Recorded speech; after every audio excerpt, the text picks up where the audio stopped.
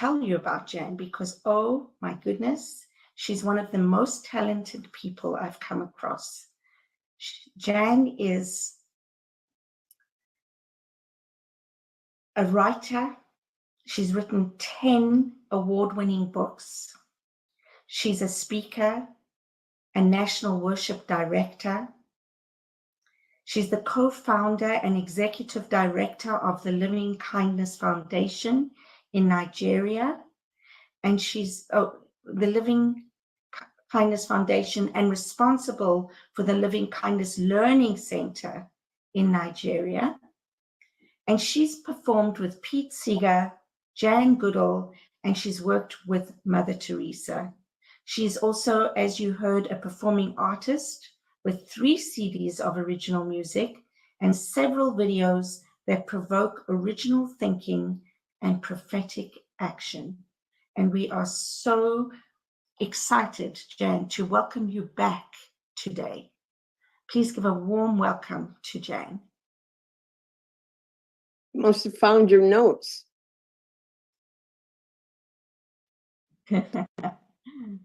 Oh, good. I see we have a dog listening. I had a backup plan, Jan. Good. Let's see who's here. Let me make eye contact with all of you. An old friend of mine is here somewhere. Darlene. Darlene Lamb. All you Canadians up there. Thank you for this invitation. We've got a pretty hefty responsibility today because we're going to focus on engaged enlightenment. Oh, mercy. Mastering extraordinary. You can't bring these things to anybody but unity, because this is the cutting edge of community thought. So, well, let's just start out. What's required? Sometimes we focus on just the interior. That would be the mysticism in our lives. Some people focus on the exterior. That's the prophetic action in our lives. But in order to train ourselves to master extraordinary, we have to navigate in both worlds each day. So I'm going to give you an ABCD for this talk so you can remember. What did she say? ABCD. I'm saying attention, balance, commitment, and discipline. So most of us, because we're unity, maintain a practice, a spiritual practice that we do every day. But every once in a while, some of us get off track and forget that's a really important component of being in communion with supreme intelligence. And I feel like, I had set my alarm twice to get up this morning to have an hour before I am with y'all, so that I could have my experience of being a satellite dish to mind at large. And I think of that when I think of our spiritual practice, that it's really a two-way street, and we receive information. I think that mind at large or supreme intelligence, I've already reframed the Holy Trinity because the original Catholic Holy Trinity didn't work for me any longer. So I think of it now as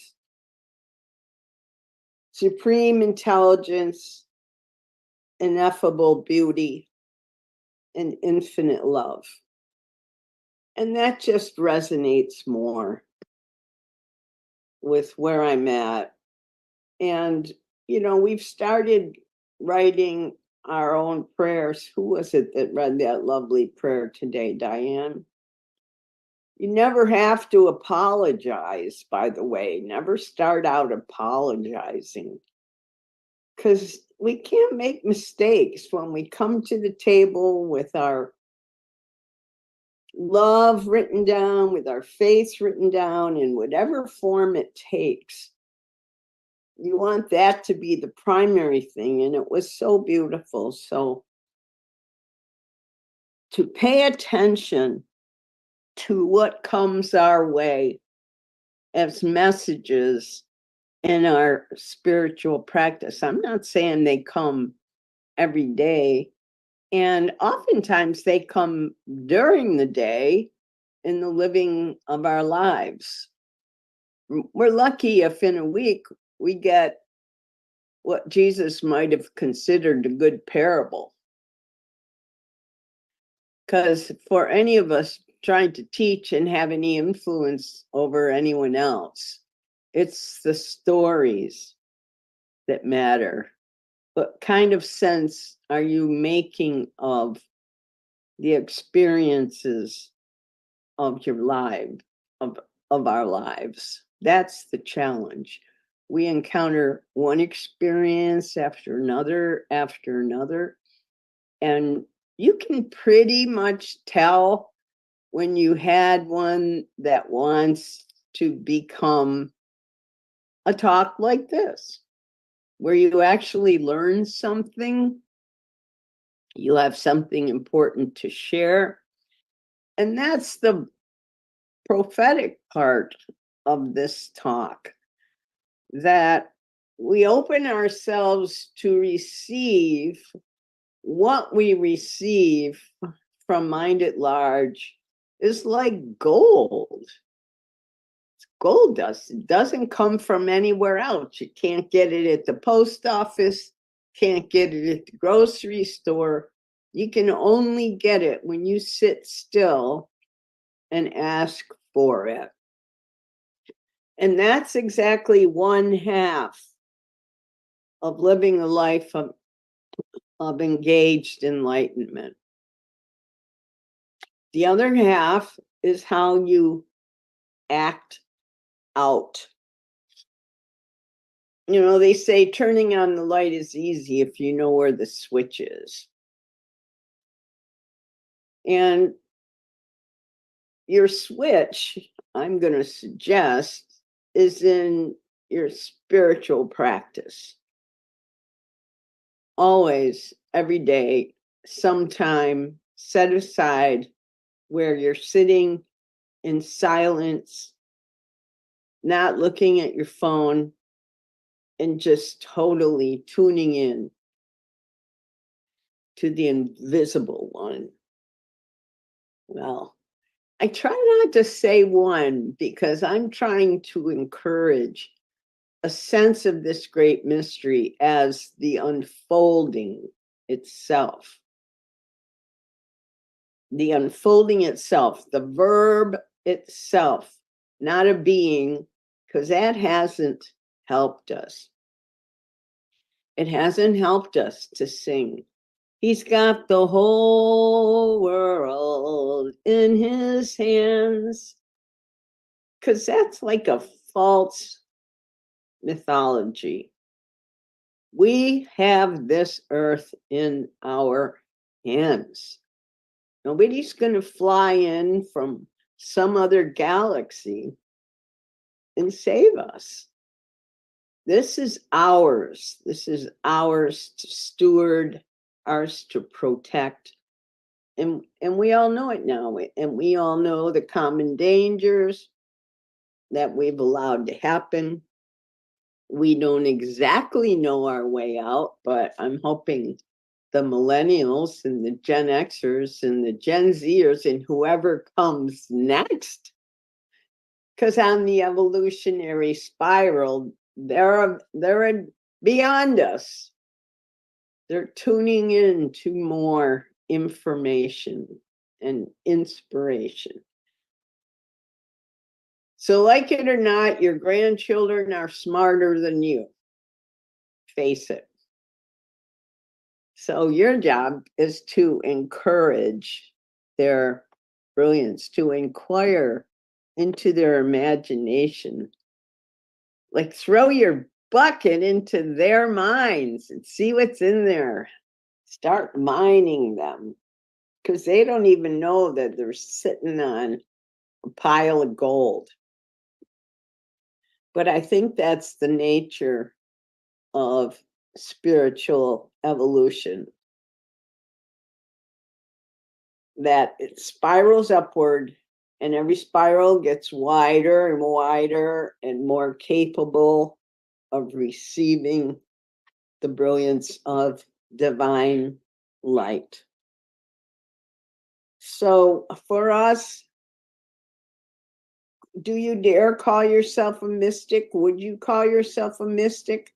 I do. It was in the title of my last book, Still on Fire, Field Notes from a Queer Mystic. It's a little ballsy to call yourself a mystic, but what makes a mystic is anyone who's having an unmediated relationship with the sacred forces, with divinity. And if you're all sitting in quiet every day to do your spiritual practice, then you're all having an unmediated relationship. So it's not for me to say you're a mystic or not. It's for you to ponder, because mystics were introduced to us like from the Middle Ages, when there was pretty lot of wacky behavior attached to it. They'd be crying, beating themselves with rosary beads, living alone in these little cells. But I'm saying, oh, here we are in 2024, and what you can't tell a mystic by scars on her thighs. You can't tell her by who looks like she's been crying. You only can tell them by what we used to call the fruits of their labor. Because or anyone who's a mystic, you watch what they do in the living of their lives, and you could tell their behavior is spiritually driven. And the sphere doesn't have to be hugely wide. Mine is, just because I'm such an extrovert and so dang public, plus I'm trying to make a living at it. But for many of you, it could be much quieter, that we all do the same practice where we maintain our silence, where we sit in front of a burning candle, and where we're reaching out to the one thing that's reaching out to us. And so the second part that's attached to that mysticism is the part that I'm saying commitment and discipline, to match up with attention and balance. You pay attention to your thoughts. Every unity person knows this. We already saw it written out. Our thoughts become our lives. So we pay attention to our thoughts. We create a balanced day. So for the most part, it has equal parts. You could identify the mental, the spiritual, the emotional. What's the other one? Mental, spiritual, and emotional. Well, let's just start with those three. Every day you do something for your mental well-being. You're all probably reading books, you're in book club, you writing poetry, whatever. Physical, you got to have the balance. You're taking care of yourself physically. I have a pool right there in my backyard. So fortunately in the summer, I can get my exercise in the pool. But in the winter, I have to go to the gym because personally, I don't have any balance. I don't have any feeling in my legs, so I can't walk a straight line. So the only way I can get balance is to hold on to a treadmill. So that's literally balance, and it's figuratively balance because I have to fulfill the requirement of my physical needs. And your spiritual needs you're doing with your practice. So the question is, how does it look to you? What do you do that's connected to your spiritual practice? How do you know what to do in a world that's has so many crises upon it?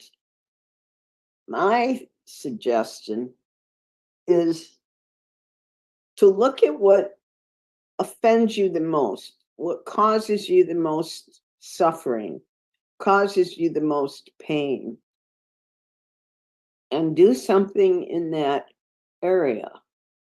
And it doesn't matter if it's puppy mills, rainforest, plastic in the ocean. No, it doesn't matter what your choice is. It just matters that you say, I will do this because I love this. Until George Floyd was killed by the cop, I had no idea the tentacles of structural racism in this country. All I knew was, my time was up. I have to do something about racism. Started studying, started calling groups together. I'm chair of the board for the International Women's Writing Guild. So I organized a diversity, equity, and inclusion event for the board to undergo as a board. My Living Kindness Foundation gives scholarships to young Black women to go to the Writers' Conference. So I am motivated out of my commitment as a social activist to do something to make the terrors and the travesty of racism in this country get minimized somehow. And so that's what I'm doing now. And I always use the arts because I think if I'm trying to get a message to somebody, I want them to think about it and I want them to feel something. So that's why I have a video YouTube channel. So I make videos that have music, that have text, that have images that will cause your hearts to break open. Now, here's the thing about prophetic behavior. When you hear the word prophet, you're apt to think of Isaiah Jeremiah. If you're lucky, you think of Gandhi. You think of Martin Luther King.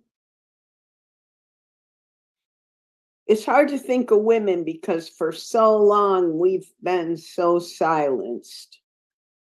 We're out there. I'm talking about real prophetic behavior, not prophetic in that we point to that God out there and said, oh, lucky us, look what God's giving us. Not that kind of prophetic, but new revelations that say divinity is upon us. The sacred is within us. So the question for you is, how and with whom do you share the revelations that come your way? What kind of arenas are you establishing where y'all get to share? Like maybe next month you say, all right, we'll have Penny talk on one Sunday, and Marilyn talk on one Sunday, and Nancy talk on one, and then Barb, and then Joan. Just give each other a chance to be prophetic. Because if it's true, you're living up to your spiritual discipline, then it is true that you're receiving revelations appropriate for these times. We're not walking through the desert covered in animal hides. We're pretty cute in all we wear. But the thing is, revelation started and it's never stopped. So to make light of what we speak is a wrongdoing. To elevate what we speak and say, I'm grateful for these words and these ideas that came to me, and I'm offering them to the whole circle in hopes that they will touch you. That's the only preface your prayers need. So, number one, in order to know what to do, you look to what hurts you the most in your own communities. Could be in your own families, could be your nieces and nephews, your grandchildren don't have enough time with you. Then that's the mission, and you fix that. You know, nobody's out here judging you saying, oh, pshaw, she picked something really easy. We should be joyful when we do it. So you want to pick something that makes you joyful. I'm in a book club, so I get plenty of time to talk and to share my revelations. Every first Friday of every month, I have potluck at my house, plenty of time to share my ideas. People come, they don't know I'm calling a circle so I can talk. They just come because they want to have a potluck. I got 4 people coming over to swim today so I can talk. You know, it's openings for me to be in communion with people in a mindful way. And that might be scary to those of you who are introverts here. But I'm just going to see if there's anyone that can connect Question is, what hurts you? So I said racism hurts me. I just got a book in the mail last night on how to be an activist white ally, right? So our behaviors are consistent with a hurt. And what we do is our creative work that matches up with our spiritual messaging that we get in our practice, in our silence. We always say it's silent, but it's never really without words. It's never without inspiration.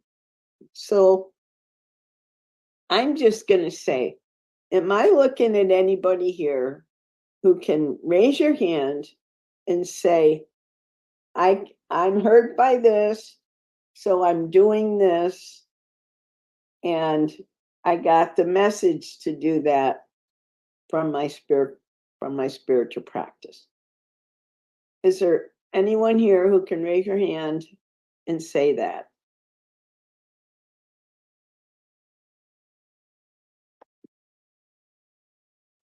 You Canadians are pretty shy. Let me see. Do I see a raised hand?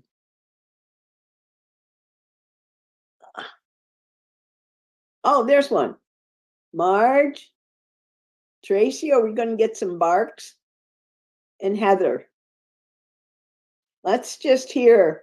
We're not going for the story here, but we're going for the what caused you to act in what way, because of what pain.